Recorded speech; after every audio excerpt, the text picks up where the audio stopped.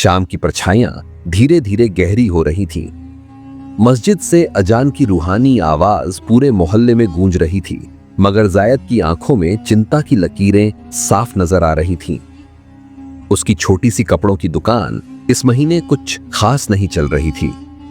वह हिसाब किताब देखते हुए सोच रहा था, अगले महीने दुकान का किराया कैसे दूंगा, बच्चों की स्कूल फीस, घर का खर्चा।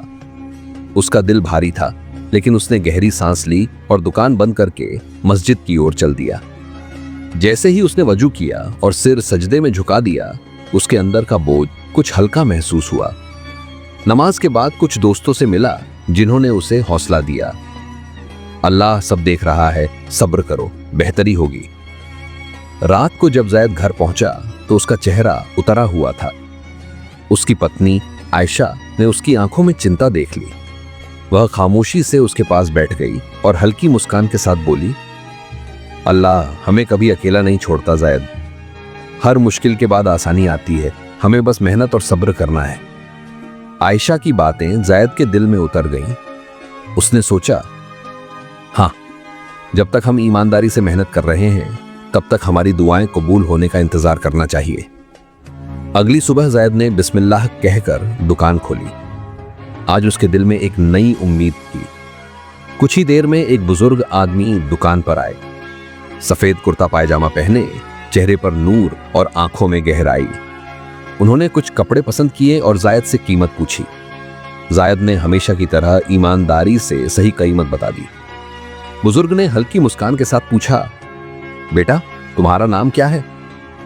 जायद, हजरत, मैं कई दिनों से तुम्हें देख रहा हूं। तुम मेहनत करते हो मगर परेशान लगते हो, कोई तकलीफ है? जायद ने जबरदस्ती मुस्कुराने की कोशिश की। बस हालात कुछ मुश्किल हैं, मगर अल्लाह पर भरोसा है। बुजुर्ग ने स्नेह से उसके कंधे पर हाथ रखा और कहा, तुम्हारी ईमानदारी तुम्हें बहुत आगे ले जाएगी। अल्लाह की राह में भरोसा रखो। मैं तुम्हारी दुकान के लिए कुछ नया सामान भिजवा दूंगा, जिससे तुम्हारी बिक्री बढ़ेगी। इसे मदद मत समझना, इसे अल्लाह का इनाम समझो। जायद की आंखों में आंसू आ गए।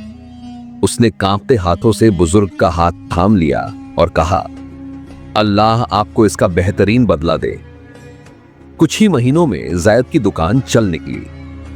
अब वह न सिर्फ अपने घर की जिम्मेदारी अच्छे से निभा रहा था, बल्कि दूसरे गरीबों की मदद भी कर रहा था। उसने अपनी जिंदगी का सबसे बड़ा सबक सीख लिया था, सब्र करो, मेहनत करो और अल्लाह पर भरोसा रखो। हर अंधेरी रात के बाद एक नई सुबह जरूर आती है।